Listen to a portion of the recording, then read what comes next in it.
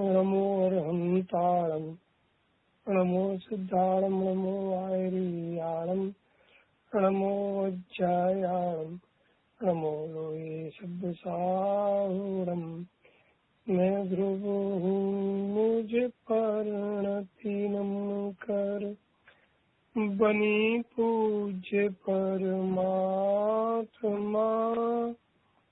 उसने सारे जग को बताया परम पूज्य ध्रुव आत्मा।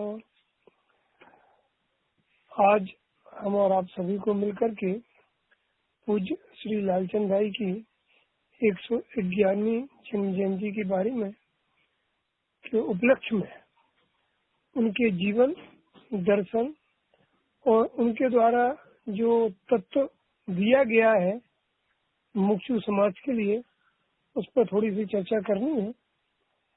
सबसे पहली बात तो हम आपको ये बता दें कि भगवान कुंदकुंदाता आचार्य देव ने जैसे समय सार आदि ग्रंथ लिखे और फिर आचार्य अमृतचंद देव ने उनका जैसे विस्तार से टीका की और कुंद कुंद भगवान के हृदय में बैठकर 1000 वर्ष बाद भी क्या कहना चाहते थे कुंद आचार्य देव, वो बात विशेष स्पष्टीकरण करके आचार्य अमृतचंद देव ने बताई थी।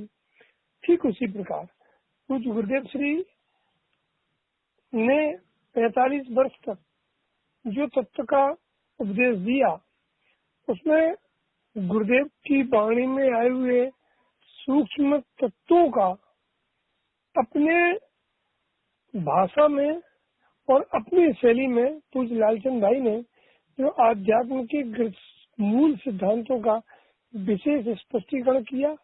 खासकर इंद्रिय ज्ञान नहीं है, स्वर प्रकाशक उपयोग के बारे में और आत्मा के कई पहलुओं के बारे में ऐसा काम उन्हें अमृतचंद आचार्य जैसा काम भाई श्री ने किया था। देखो, एक बात तो ये थी, दूसरी बात ये है कि हम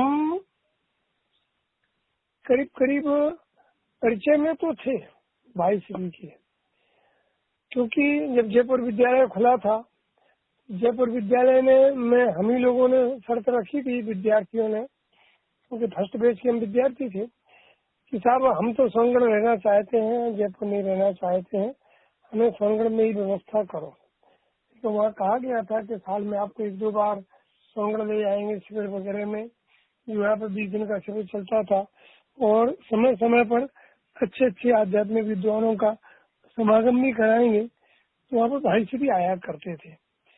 भाई श्री हम लोगों को मैंने आध्यात्म के ऐसे गहरे सिद्धांत परोसा करते थे कि हम लोग भी आश्चर्यचकित हो जाते थे उस समय में कि गुरुदेव ये कहना चाहते हैं स्वप्न प्रकाशक के बारे में, या कि पर को नहीं जानता है ज्ञान को जानता है।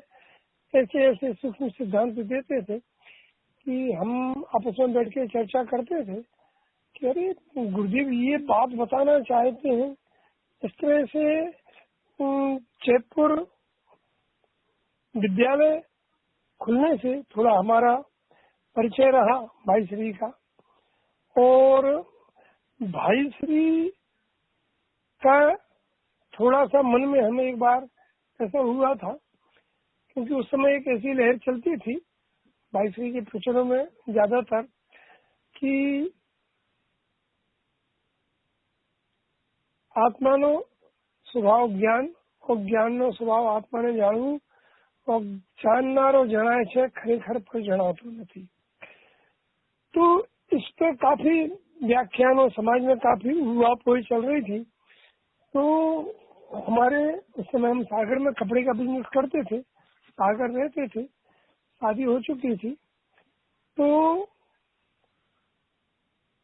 सबको ज्ञात हुआ कि हिम्मतनगर में शिविर लगने वाला है, भाई श्री और संध्या बहन वहाँ पर शिविर लगा रहे हैं, तो अपन को चलना है। तो हमने अपनी मिसेज से कहा यार ये कहाँ का धर्म आया है, पर को नहीं जानते हैं, इसमें कौन सा धर्म हो जाएगा। पुण्य पाप मत करो, कसाय मत करो, राग द्वेष नहीं करो, ये तो ठीक है, इनका निषेध करो, पर के जानने का निषेध करने में वीतरागता और धर्म कहाँ से होगी? क्योंकि हम तो उस समय उस पक्ष में थे, थोड़ा अभ्यास भी कम था, मैंने गहराई भी आध्यात्म की उतनी नहीं थी। लेकिन उस समय मैंने जयपुर में पढ़े थे, इसलिए ऐसा चलता था कि आत्मा का स्वभाव तो स्वापर दोनों को जानने का है ही, इसलिए वो आग्रह भरा था।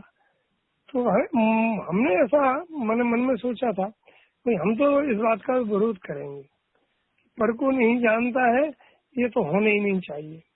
तो स्वभाव है आत्मा का स्वपर को जानने का। स्वभाव प्रकाशक शक्ति हमारी बनारसी दास जी लिखते हैं, पाते वचन भेद भ्रम भारी।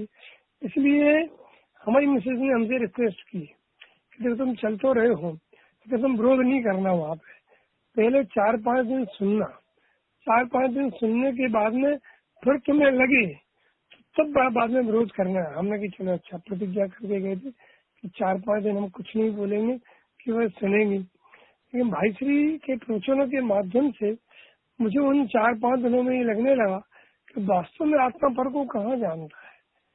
क्योंकि कुछ गुरुदेव श्री की जो 31वीं गाथा का प्रवचन था कि भाव इंद्रिय है जो वो ज्ञ के खाते में, इंद्रिय के खाते में डाला है, ज्ञ के खाते में डाला है। तो वो ज्ञ की भिन्नता उसमें स्पष्टता सिद्ध की थी। तो मुझे वहां लगा कि यार पर को जानने का काम तो इंद्रियों का है और आत्मा तो पर को जानता नहीं है। तब थोड़ा लगा था, शुरू में तो ऐसा लगता था जैसे ज्ञान स्वभाव का निषेध कर रहे हो। हमने कि ज्ञान का स्वभाव जब स्वपर को दोनों को जानने का है तो तुम पर को जानने का निषेध करोगे, इसका अर्थ है आधे ज्ञान स्वभाव का निषेध करोगे।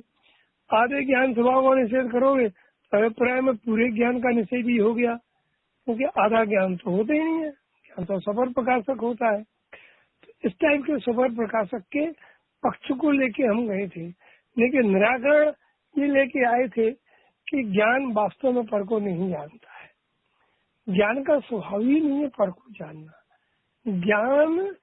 ज्ञान में रह करके ज्ञान को ही जानता है। तो ज्ञान ज्ञायक की प्रसिद्धि करता है, वास्तव में तो ज्ञान ज्ञायक को ही जानता है। इसलिए एक भाई श्री का जो सूत्र था कि खरेखर पर जना तो न थी, इस खरेखर शब्द में बहुत मर्म था। आगे एक और बात ये थी, भाई श्री अक्सर कहते थे कि जाननारो जनाए छे। इसमें हमने भाई श्री से पूछा, भाई श्री आप हमें ये बताओ कि जाननारो जनाए छे तो फिर सम्यक दर्शन की क्या जरूरत, और खरेखर पर जड़ा तो न थी। तो जब जनाए छे तो फिर सम्यक दर्शन की जरूरत क्या है? जनाए छे। बहुत अच्छा समाधान दिया था। जैसे गुरुदेव श्री भी ऐसा कहते थे 7वीं 18वीं गाथा के आधार से कि अनुभूति सु भगवान आत्मा आवाल गोपाल सबको सदा का स्वयं अनुभव में आने पर भी इसका लक्ष्य नहीं है वहाँ पर, इस पर में गिरा सकते हैं और इस स्वभाव को स्वीकृति नहीं करता है।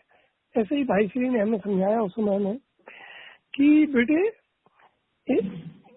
खरेखर इसमें जो बीच में शब्द डाला गया है, कल ये वो बहुत महत्वपूर्ण शब्द है, इसको समझोगे। खरेखर है निश्चय से, निश्चय से पर को नहीं जानता है, निश्चय से आत्मा ज्ञान को जानता है, मैंने आत्मा आत्मा को जानता है, ज्ञान ज्ञान को जानता है, या आत्मा आत्मा को जानता है, ऐसा भी कह रहे हो। तो हमने कहा सब पर जानने में नहीं आता है, इसमें आप निश्चय लगा के निषेध क्यों करते हो? कई व्यवहार से तो पर को जानता है ना, क्योंकि प्रतिभास की सत्ता स्वीकृति है। प्रतिभास और जानना और लक्ष्य, इन कुछ बातों का विशेष स्पष्टीकरण भाई श्री के प्रवचन से हुआ है। इसके पहले हम देखें प्रतिभास, लक्ष्य, जानना और इन सब बातों का इतना अधिक स्पष्टीकरण नहीं था, और गुरुदेव की वाणी में तो बातें आती थी, लेकिन उनको टू दी पॉइंट हाईलाइट करके स्पष्टीकरण करना और पब्लिक के गले उतारना, ये शैली भाई श्री की रही है। तो हमने जब पूछा तो उन्होंने बहुत अच्छा उत्तर दिया था कि देखो बेटे, ये बताओ हमें कि ज्ञान में क्या व्यापक है। ज्ञान में ज्ञान व्यापक है, तो जब ज्ञान में ज्ञान व्यापक है तो ज्ञान में जो व्यापक है, जो पसरा हुआ है, जो फैला हुआ है, वही जानने में आएगा कि जो ज्ञान से भिन्न है वो जानने में आएगा। एक देव दूसरे देव का तो करता होता नहीं है। जो नहीं है वो यहाँ जानने में कैसे आ जाए। मैं क्या स्वभाव है? कल ये स्वभाव असल में क्या है कि वो स्वभाव जो है पर का जानना वो प्रतिभास की अपेक्षा से स्वभाव है। और प्रतिभास को भी कई बार जानने की भाषा में प्रयोग किया जाता है। भाई श्री ये कहा करते थे, क्योंकि जानना शब्द ऐसा है वो प्रतिभास में भी यूज होता है, लक्ष्य में भी यूज होता है और जानने में भी यूज होता है, और सब जगह जानना होता है। लेकिन ये जिम्मेदारी हम और आपकी है कि कहाँ जानने का अर्थ प्रतिभास में लगाना है, कहाँ जानने का अर्थ लक्ष्य लगाना है, और कहाँ जानने का अर्थ सामान्य उपयोग लगाना है। सामान्य उपयोग जो सभी को प्रकट है, निगोज से लेकर के सिद्ध दशा तक को, उसका विशेष स्पष्टीकरण भाई श्री के मुखारबिंद से इसका निकालने हुआ है।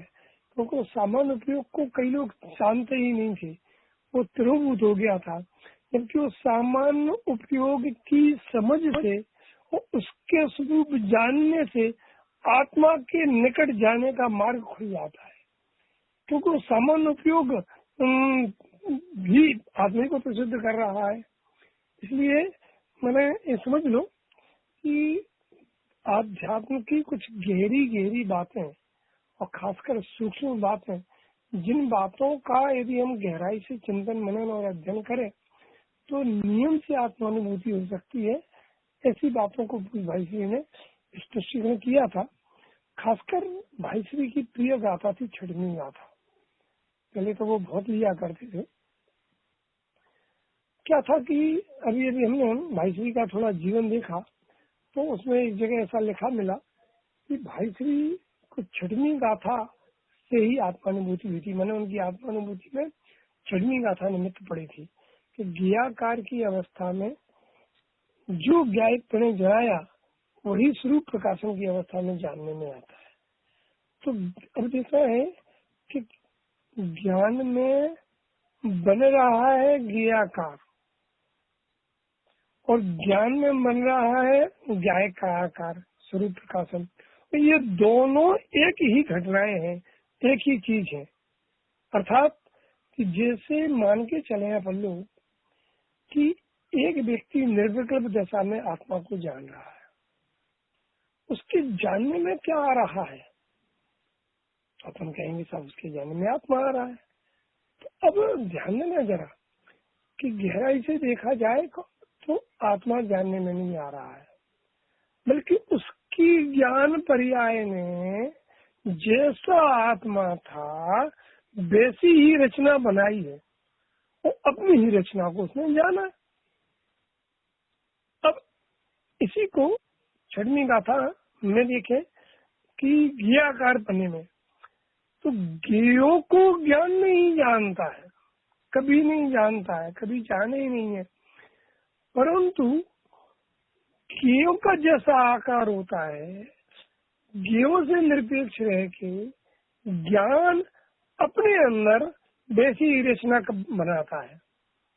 ज्ञेयों से कोई लेना देना नहीं है, ज्ञेयों का अवलंबन नहीं लेता है, ज्ञेयों की सम्मुखता नहीं करता है। क्योंकि इसके लिए हमने बहुत उदाहरण दिया था और अभी अभी जो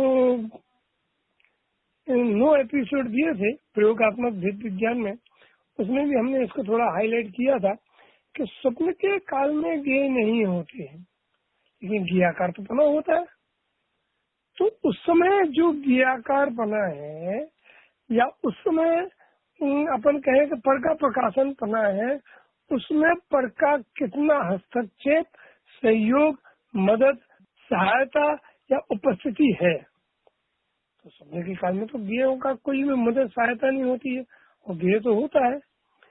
तो हम ये कहना चाहते हैं कि भाई श्री ने जब ये कहा छठवीं गाथा का स्पष्टीकरण करते हुए कि ज्ञाकार की अवस्था और स्वरूप प्रकाशन की अवस्था में जो जानने में आया था वह तो वही है। मैंने चाहे स्वरूप प्रकाशन की अवस्था हो चाहे ज्ञाकार की अवस्था हो, जानने में दो रूपताएं नहीं होती है। अब इस बिंदु को अपन को थोड़ा गंभीरता से देखना है कि एक जीव स्वरूप प्रकाशन में बैठा है, मेरे विकल्प दशा में आत्मा को जान रहा है, और दूसरा जीव मिथ्या दृष्टि ज्ञाकार को जान रहा है। एक तीसरा जीव है कि आत्मानुभव के बाद में वो जब ज्ञाकार पने में आया, अब उसके लिए देखो दो तुलनात्मक अध्ययन चलेंगे। एक निर्विकल्प दशा में जो जान रहा था अपने ज्ञान को, अतीन्द्रिय आनंद का बेदन भी कर रहा था। जैसे भाई श्री कई बार लेते थे कि जब जब निर्विकल्प दशा होती है तो स्व प्रकाशक में ज्ञायक आत्मा लिया जाता है और पर प्रकाशक में अतीन्द्रिय आनंद लिया जाता है।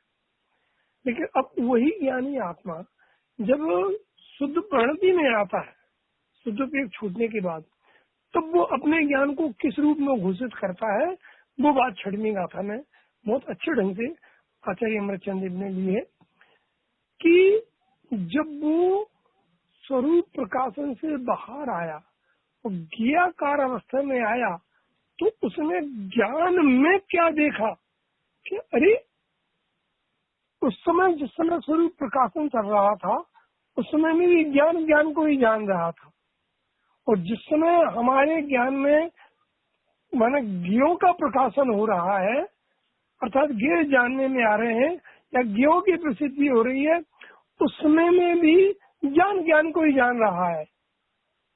तो जानने में आने वाला भी ज्ञान है और जानने वाला भी ज्ञान है, क्योंकि हमारे ज्ञान पर्याय में ज्ञ शक्ति भी है और ज्ञान शक्ति भी है, और हम पूरा आत्मा ज्ञाता है।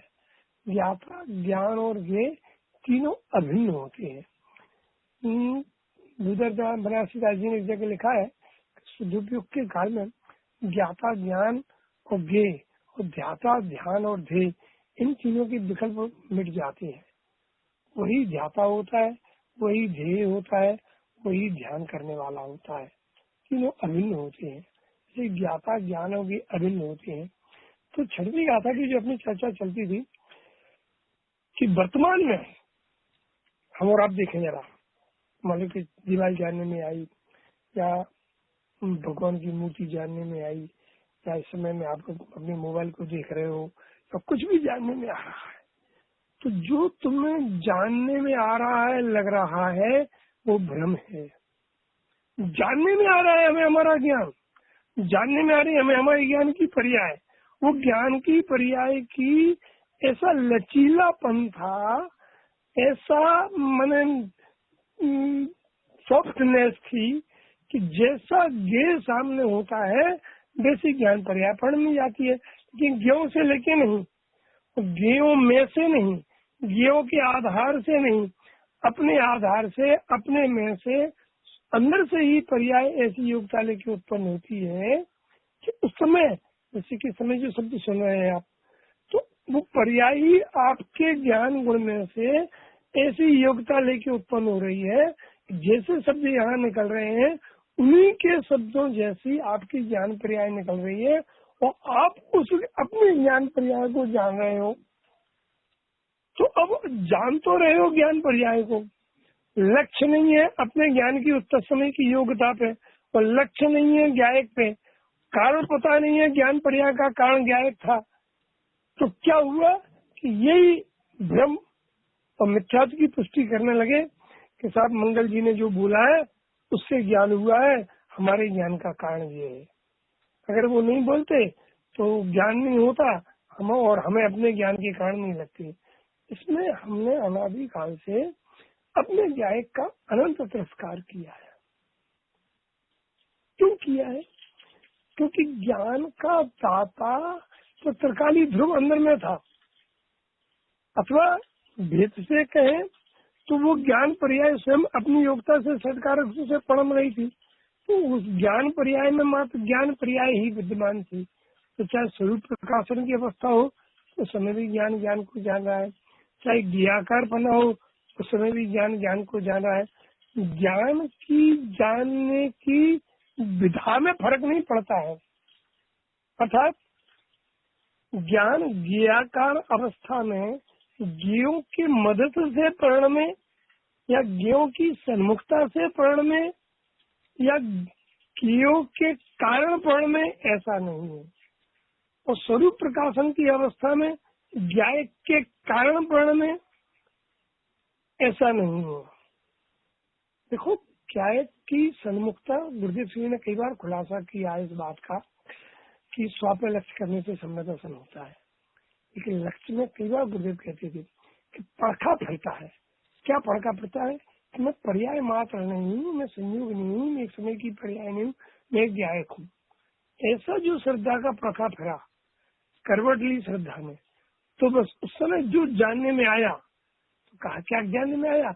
जो माना था वही जानने में आया, वो थी स्वरूप प्रकाशन की अवस्था। अब एक बार अपन इस ज्ञान पर्याय को माइक्रोस्कोप पर रख के देखें, तो उस समय ज्ञान पर्याय में क्या था? तो ज्ञायक नहीं था, तो ज्ञायक तो ज्ञायक में था। ज्ञायक यदि ज्ञान पर्याय में आ जाए तो फिर ज्ञान पर्याय के नाश के साथ साथ ज्ञायक का नाश हो जाएगा। ज्ञायक ज्ञायक में था, लेकिन जैसा ज्ञायक था वैसी ही रचना ज्ञान पर्याय ने बनाई और अपनी उस रचना को जाना। ठीक इसी प्रकार ज्ञाकार अवस्था में जैसे बाय में ज्ञेय थे, वैसी ही रचना ज्ञों से निरपेक्ष रह के ज्ञान पर्याय ने बनाई, अपनी रचना को जाना उसमें। अब क्या है कि दोनों अवस्थाओं में कोई फेर नहीं है, अर्थात कि हमारी गलती कहाँ होती है देखना है जरा गंभीरता से, कि जब जब ज्ञाकार पना चलता है तब तब हम हमेशा ज्ञों को ऊर्ध करते हैं, जबकि ज्ञाकार पना हो चाहे स्वरूप प्रकाशन की अवस्था हो, दोनों अवस्थाओं में ज्ञान की स्वतंत्रता को ऊर्ध करना था, ज्ञान के स्वतंत्र प्रमाण को ऊर्ध करना था। और उस ज्ञान में कथनचित अभिन्न ज्ञायक था। ज्ञेय तो बिल्कुल भिन्न थे, ये तो कथनचित अभिन्न ही नहीं थे। तो जो कथनचित भी अभिन्न नहीं थे उनको तो कारण माना गया है, और जैसे उन्हीं का ज्ञान हो रहा हो ये भूल पोसी गई है, पृष्ठपेषण किया गया है। और जो कथनचित अभिन्न था न तो उसको कारण माना, न उसका दर्शन किया, न ज्ञान की चरम स्वतंत्रता को समझा। तो क्या होता है कि जो जीव आत्मार्थी होते हैं ना, वो ज्ञान की पर्याय का भी एनलार्ज करके देखते हैं। इस छठवीं गाथा में आचार्य अमृतचंद्र ने ज्ञान की पर्याय का जो विशेष स्पष्टीकरण करके एनलार्ज करके बताया है, तो इतना ही बताया है कि चाहे सूर्य प्रकाशन की अवस्था हो तो चाहे ज्ञाकार अवस्था हो, दोनों अवस्थाओं में मैं तो वही को वही हूँ, ज्ञान तो ज्ञान को ही जानता है। स्वरूप प्रकाशन की अवस्था में भी तो ज्ञायक की प्रसिद्धि थी और ज्ञाकार अवस्था में भी ज्ञायक की प्रसिद्धि है, क्योंकि दीपक घटपट के प्रकाशन के काल में भी दीपक को प्रसिद्ध कर रहा है। सूर्य, हमारे चेतन भाई थे, एक बार घूमने जा रहे थे तो उन्होंने बताया, भाई श्री ने एक बार कहा, बहुत अच्छा उदाहरण दिया था कि गाड़ी में रात को तुम ड्राइव कर रहे हो, जो सड़क दिख रही है वास्तव में सड़क दिख रही है क्या? नहीं, लाइट दिख रही है। बस ऐसे ही चाहे ज्ञाकार पना हो चाहे स्वरूप प्रकाशन अवस्था हो, तुम्हें तुम्हारा ज्ञान दिख रहा है। तो ज्ञानी होने के बाद में क्या होता है भैया, ये जो गुण श्रेणी मुद्रा चालू रहती है ना, ये इसी की देन है, क्योंकि वह यह जानता है कि पर के प्रकाशन के काल में भी ज्ञान ज्ञान को जान रहा है और स्वरूप प्रकाशन के काल में भी ज्ञान ज्ञान को जान रहा है। तो मोह की उत्पत्ति हो कहाँ से? मोह उत्पन्न होने के ज्ञानी को कोई अवकाश ही नहीं दिखते हैं, समझे ना। इसलिए जिस दिन हमें अपनी ज्ञान पर्याय में दोनों परिस्थिति, एक तो हमें मालूम स्वरूप का प्रकाशन तो है ही नहीं, लेकिन कम से कम जो ज्ञाकार पना है उस ज्ञाकार पने में तुम ज्ञायक की ऊर्ध्वता करो ना, ज्ञान की ऊर्ध्वता करो ना, ज्ञान की चरम स्वतंत्रता देखो ना, उसमें ज्ञेय क्यों देखते हो, ज्ञेयों का हस्तक्षेप क्यों स्वीकार करते हो, ज्ञेयों का कारणपना क्यों स्वीकार करते हो? ये तुम्हारे दर्शन मोह की पुष्टि कर रहा है, ये तुम्हारे ज्ञान को लंगड़ा बना रहा है, ये तुम्हारे ज्ञान में पराधीनता पैदा कर रहा है। नहीं, हमें अपने ज्ञान में पराधीनता नहीं लाना है, अपने ज्ञान को लंगड़ा नहीं समझना है।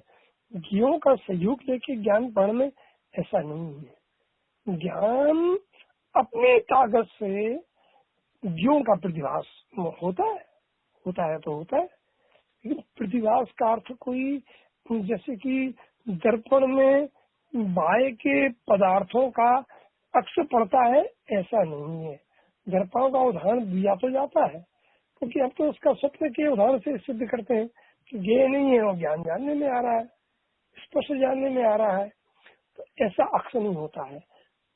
इसके लिए एक बहुत अच्छा आपको उदाहरण है कि मान के चले कि आप समुद्र में बैठे हैं और आपने श्रीमंद्र भगवान से ऐसा प्रश्न किया कि कल की तारीख में दिन को 11:25 पर हमारे ज्ञान पर्याय का कैसा परिणमन होगा।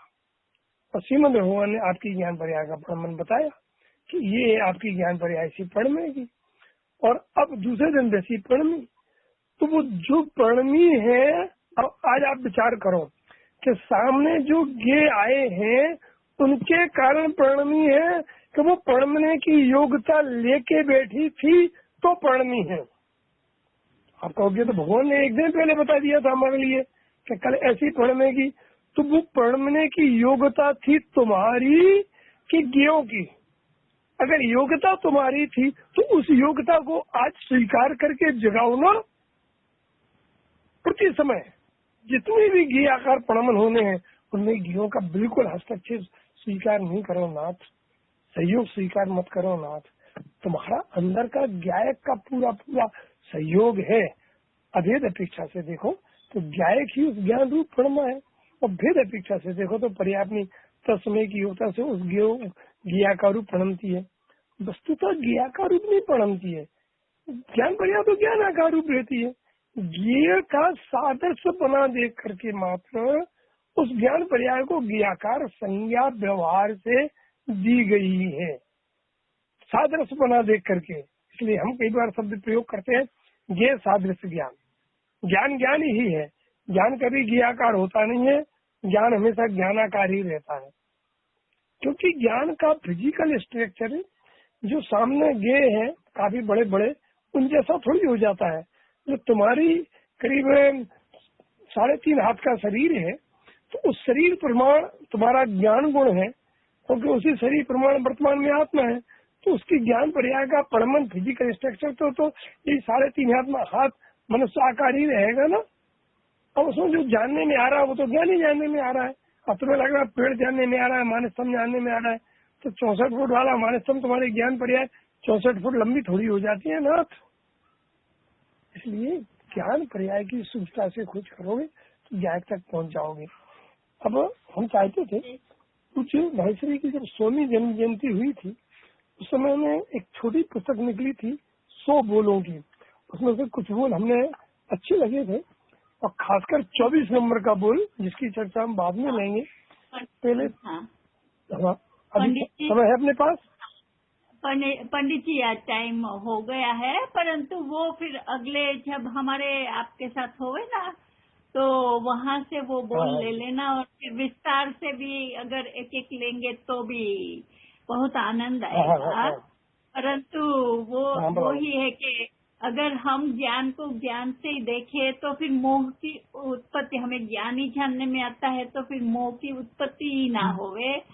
वो बहुत ही अच्छा है, बहुत बढ़िया पॉइंट है। उस तरह से हम देखें तो बहुत ही हमारे कषायों